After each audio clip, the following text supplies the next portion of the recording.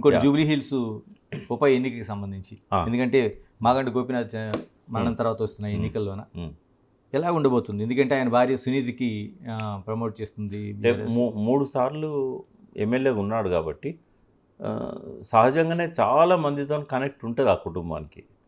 ఆమె బయటికి రాకపోయినా ఆయన ఉన్న టైంలో ఇంటికి వచ్చిన కార్యకర్తలకు తిండి పెట్టి ఉంటుంది, నీళ్ళు ఇచ్చి ఉంటుంది. గోపీనాథ్ గారు బాగా డౌన్ ట్రాడన్ నుంచి వచ్చారు, అంటే కింది స్థాయి నుంచి కార్యకర్తగా ఎదుగుతూ వచ్చాడు. కాబట్టి ఖచ్చితంగా ఆమెకు అనుకూలత సానుకూలత ఉంటుంది. కొన్ని బై ఎలక్షన్లలో అట్లా గెలవలే కదా అనొచ్చు, కంటోన్మెంట్లో. కంటోన్మెంట్లో అక్కడ పరిస్థితి ఇక్కడ పరిస్థితి తేడా.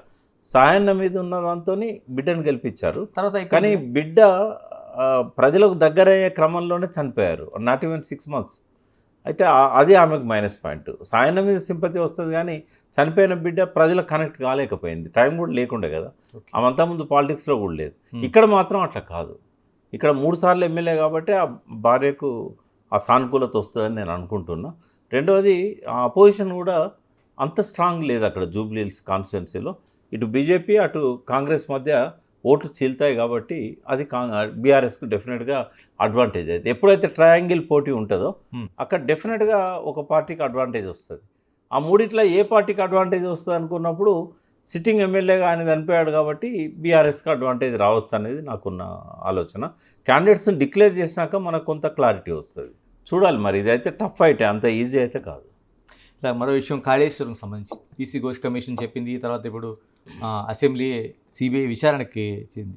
ఎందుకంటే సిబిఐ విచారణ చేసిన తర్వాత ఖచ్చితంగా నిరూపించుకునే ఒక అవకాశంగా ఎందుకు బీఆర్ఎస్ చూడటం లేదండి? అట్లనే కాదు, ఇక్కడ అవినీతి ఆరోపణలు ఏవి ఎన్డీఎస్ఏ రిపోర్ట్లో కానీ ఈ పీసీ ఘోష్ రిపోర్ట్లో కానీ రాలేదు.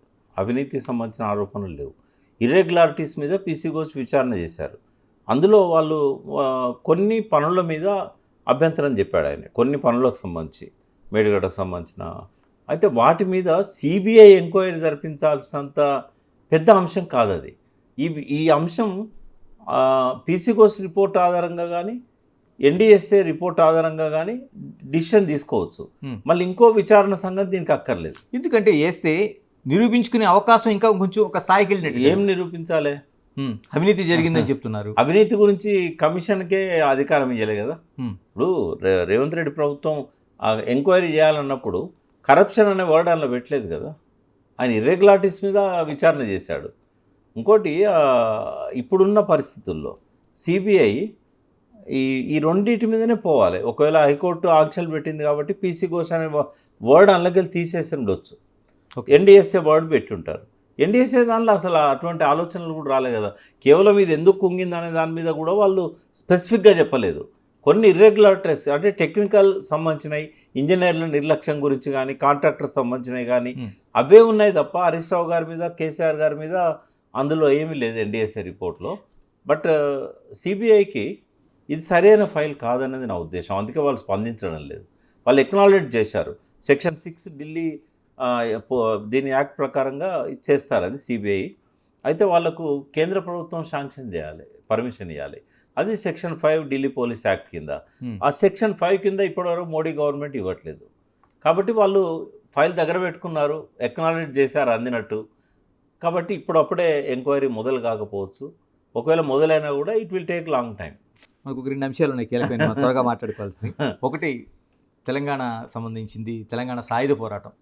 మనకి సెప్టెంబర్ 17కి అవుతుంది. ఏమనుకోవాలి, ఎప్పుడు వచ్చినా సరే ఇది ఒక పెద్ద చర్చగా జరుగుతూ ఉంటుంది. అంటే ఇది విలీనమా, విమోచన, విద్రోహమా?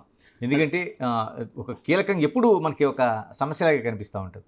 అంటే ఉద్యమ ఆకాంక్షలను బట్టి కూడా ఈ నినాదాలు మారిపోతూ ఉన్నాయి.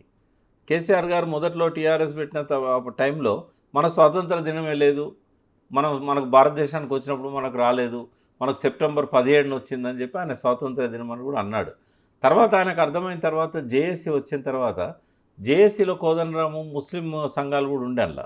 వాళ్ళందరూ కూర్చున్న తర్వాత సెప్టెంబర్ 17న మన స్వాతంత్ర దినం అంటే వాళ్ళు నొచ్చుకుంటారు, కాబట్టి దీన్ని స్వాతంత్ర దినం అనకూడదు, విలీన దినం అనాలి అని. కమ్యూనిస్టులేమో దీన్ని విద్రోహ దినం అనేమో పీపుల్స్ వార్ లాంటి సంస్థలు అన్నాయి, విమోచన దినం అని కొంతమంది అన్నారు. ఏది ఎట్లున్నా నేను ఒక చరిత్రకారుడిని, తెలంగాణ చరిత్రను రికార్డు చేసిన వ్యక్తిగా ఇది ఒక విలీన దినం. ఆ విలీనం బలవంతంగా జరిగిందా, స్వేచ్ఛగా జరిగిందా అనేది ఒక వివాదం. బట్ ఆనాడు జరిగింది ఏంటంటే విలీనం. అయితే విలీనం సెప్టెంబర్ 17నో అధికారం రూపంలో మారింది తప్ప చట్టపరంగా మారింది జనవరి 26, 1950. అంటే భారత రాజ్యాంగంలో ఎప్పుడైతే భాగమైందో అంతకంటే ముందు రోజు వరకు కూడా సిగ్నేచర్ చేసింది నిజామే అన్ని ఉత్తర్వుల మీద. కాబట్టి అధికారికంగా జనవరి 26 అని చెప్పాలి. బట్ జనరల్ చౌదరి ఆధ్వర్యంలో మిలిటరీ ప్రభుత్వాన్ని ఏర్పాటు చేసింది మాత్రం సెప్టెంబర్ 18. మనం ఇవన్నీ వివాదాల్లో పోకుండా విలీన దినం అంటే ఎగొడవలేదు.